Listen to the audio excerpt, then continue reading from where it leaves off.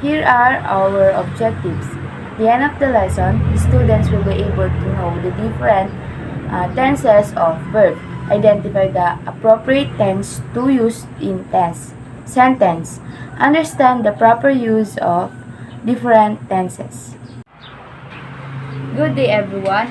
In this video, we will discuss about the verb tenses. Our motivation for today is guess the sentence. So, the mechanics is simple. You choose if it is a past, present, or a future. So, let's start with number 1. So, he uploaded videos on YouTube. So, what it is? Past, a present, or a future? Correct. Number 2, I won't go to the theater. It is a past, present, or a future? Good. Number 3, I will stay at home at the weekend. What it is? It is a past, present, or a future? So, the correct answer is future. Number 4, Jane eats bread before going to school. So, what it is? A past, a present, or a future? Very good. Number 5. I studied English yesterday. So, what it is? It is a past, a present, or a future? Correct. Number 6. I walked to the store. So, what is the past, present, or a future? Good. Number 7. He drove a car. What it is? It is a past, a present, or a future?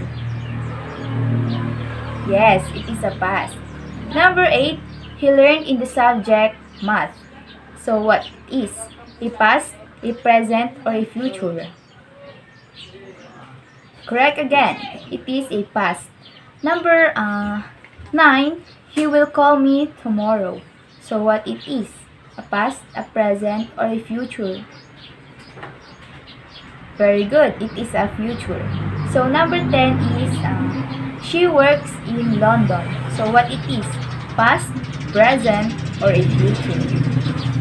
Correct. It is a present. And that's all our motivation for today. Let's start with our discussion. Our topic for today is verb tenses. So what is verb tenses? So first, it is refers to when the action in the sentence takes place, whether it is happened in the past, is happening in the present, or will happen in the future. So, verb tenses are essential for speaking English correctly. But with all the different forms of functions, they can get confusing. In this guide, we give a quick overview of the English tenses, including when to use them and how to make them, and give plenty of verb tense example. So next is simple verb tenses. Can be divided into 3 categories: the past, present, and the future. So, simple tense is a grammatical aspect but refers to the normal forms of the past, present, and the future tenses. Nothing fancy. Unlike the other aspect, it doesn't add any new information. True to its name, simple tenses are the easiest to the form and have the fewest rules. So, we have an example of that. My son lives in London. He drinks tea at breakfast. She only eats fish. They watch television regularly. The rest of the topic will continue with my group mates. The next topic is present perfect. The present perfect tense is a verb tense used to describe actions or events that have been completed at an unspecified time in the past or that began in the past and continue into the present. It is formed by using present tense of the auxiliary verb have or has, followed by the past participle of the main verb. The formula for the present perfect tense is as follows: subject plus has or have plus past participle of the main verb. For the first example is, I have eaten breakfast already. And the second example is, she has studied Spanish for 3 years. And the third example is, they have traveled to many countries. The present perfect tense is often used to talk about experiences, accomplishments, or challenges that have happened in a person's life. It is also commonly used to describe actions or events that have occurred in the recent past or that have a connection to the present. The next topic is present continuous. The present continuous tense, also known as the present progressive tense, is a verb tense used to describe actions or events that are happening now or are in progress at the moment of speaking. It is formed by using the present tense of the verb to be. I am, is, and are, followed by the present participle of the main verb. The formula for the present continuous tense is as follows: subject plus I am, is, and are plus present participle of the main verb. For example, I am studying for my exam. And the second is, she is watching TV right now. And the third example is, they are playing soccer in the park. The present continuous tense can also be used to talk about actions or events that are planned for the future, especially when they are already scheduled or arranged. For example, I am meeting my friend at the airport tomorrow. Second example is, we are having a party next weekend. The present continuous tense can be also used to describe temporary or ongoing situation or states. For example, he is staying with us for a few days. And the last example is, the weather is getting warmer. The next topic is present perfect continuous. The present perfect continuous tense, also known as the present perfect progressive tense, is a verb tense used to describe actions or events that started in the past and have been continuing up until the present moment or have just ended. It is formed by using the present perfect tense of the verb to be. Have or has been followed by the present participle of the main verb with been in between.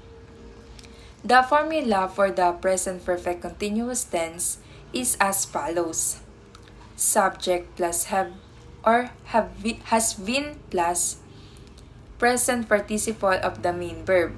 For example, I have been studying for 3 hours. And the second example is, she has been working in the garden all day. And the last example is, they have been playing video games since this morning. The present perfect continuous tense emphasizes the duration of the action or event, and it is often used to describe an activity that has been ongoing for a period of time. It can also be used to describe a recent activity that has just been completed, especially when the result of the activity is visible in the present. For example, I am tired because I have been running. The second example is, he is sweating because he has been exercising. And the last example is, The floor is wet because I have been mopping it. The present perfect continuous tense can also used to describe a situation that has been changing or evolving over time. For example, the weather has been getting colder. And the second example is the city has been growing rapidly in the recent years. Hello, good day. I'm Mibelano Lopez. So let's talk about past simple tense and perfect past tense. Past simple tense, this tense shows that you are talking about something that has already happened. The formula or the structure of this is the subject plus verb in past form. So how to formulate the simple past? For regular verbs, add ed to the root form of the verb or just d if the root form already ends in an e. Like for example, the played, type, listened, push, and love. This verb added an ed or d to the root form of the verb and it becomes simple past. Like for example, I walked to work today. She arrived late to school. As you can see, it's added ed or d to the root form of the verb. For other irregular verbs, including the verb to be, the simple past forms are more erratic. Like for example, see, saw, built, go, went, do, did, rise, and rose. Like for example, I ate my lunch in the cafe. I saw my friend in the shop. Always remember that irregular verbs have different past form. So our next is the past perfect tense. So when we say past perfect, it is used to describe an action that was finished before another past action. The formula or the structure of this is the subject plus had plus verb past participle. It doesn't matter if the subject is singular or plural. The formula does not change. Example, I had finished my homework to give my teacher, but she had already left. He had visited China. So how to make the past perfect negative? Making the past perfect negative is simple. Just insert the not between had and past participle. Example, my mom had not packed my lunch, so I had to prepare it myself. So always remember that don't use the past perfect when you are not trying to convey some sequence of events. So that's all for past simple and perfect simple tense. Thank you. The next is past continuous. The past continuous tense is also known as the past progressive tense. It is also used to describe an action that was ongoing or in progress in the past. So, the formula for constructing the past continuous tense is subject plus was or were plus verb ending with ing. So, class, when we will know if we should use was or were. So class, we will know that we should use was when the verb used is I, she, and it, and were for we, they, and you. So here are the examples. Number 1, I was studying for my exam yesterday. Number 2, they were working in the park when it started raining. Number 3, he was cooking dinner while she was watching the TV. So in each of these examples, the past continuous tense is used to describe an action that was happening at a specific point in the past and was ongoing for a period of time. Past perfect continuous. The past perfect continuous tense is also known as past perfect progressive tense. It is used to describe an action or event that started in the past and continued up until another point in the past. So it is formed using helping verb which is had in the past perfect tense, followed by been and the present participle of the main verb in ing form. So, the structure of the past perfect continuous tense is subject plus had plus been plus present participle in ing form. So, here are the example. So, number 1, she had been studying for 3 hours when her friend called. Number 2, they have been living in New York for 5 years before they moved to London. And number 3, he had been working at the company for 6 months when he was promoted. So, in this example, the past perfect continuous tense is used to describe an action or event that started in the past, like studying, living, and working, and continued up to until another point in the past, like when her friend called, before they moved to London, and when he was promoted. Next is simple future. The simple future tense is used to describe an actions or event that will happen in the future. It is formed using the auxiliary verb, or also known as helping verb, which is will or shall in some cases, followed by the base form of the main verb. So the structure for simple future tense is subject plus will plus base form of verb. So here are the examples. Number 1, I will go to the movies tonight. Number 2, she will finish her project by tomorrow. And number 3, we will have a meeting next Monday. So, in this example, the simple future tense is used to describe an action that will happen in the future, like going to the movies tonight, finishing the project by tomorrow, and having a meeting next Monday. Next is future perfect tense. The future perfect tense is used to talk about action that will be completed before a specific point in the future. It is formed by using the auxiliary verb will followed by have and the past participle of the main verb. So, here an example. By next Monday, John will have finished his project. So, can you identify what future perfect tense is used in this sentence? So, I will give you a 5 seconds to identify the future perfect tense in the example.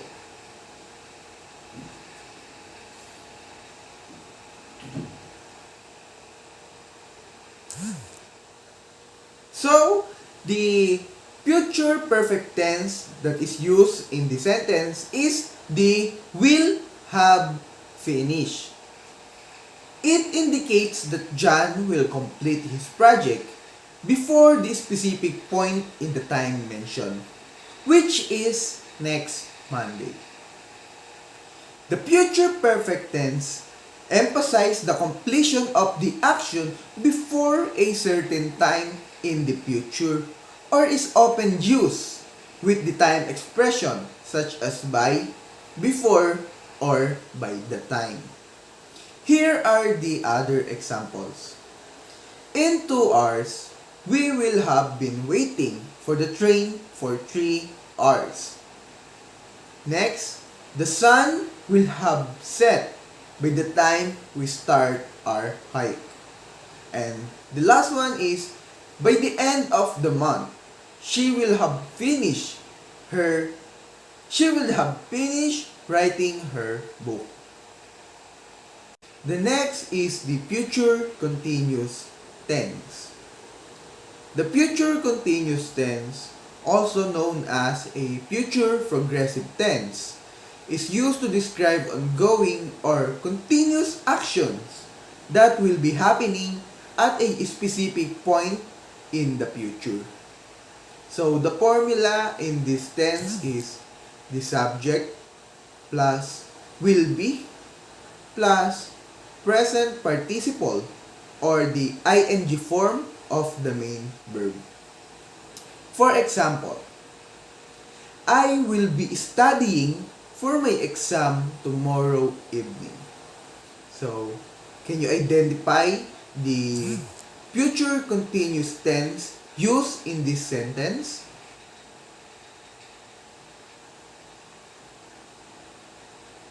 If your answer is will be studying, you are correct.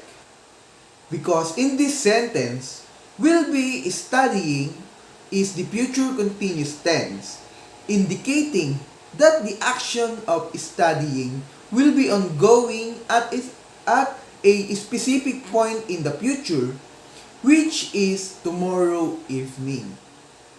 The future continuous tense is often used with the time expression such as at, in, or on to indicate a specific point in the future.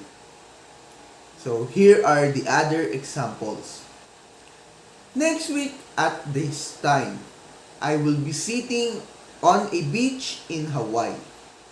Next, by 10 p.m. tonight, we will be finishing up our work. And the last example is at 9 p.m. tonight, I will be watching a movie. The next is the future perfect continuous tense. The future perfect continuous tense is used to describe a continuous action that will have been ongoing up until a specific point in the future. The formula of this tense is the subject plus will have been plus the present participle or the ing form of the main verb. For example, by the time I finish this project, I will have been working on it for 3 months. So, can you identify what is the future perfect continuous tense in this sentence?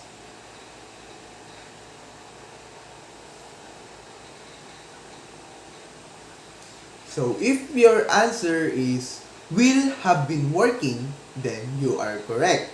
Because in this sentence, will have been working is the future perfect continuous tense, indicating that the action of working on the project will have been ongoing for a period of 3 months up until the specific point in the future when the project is finished.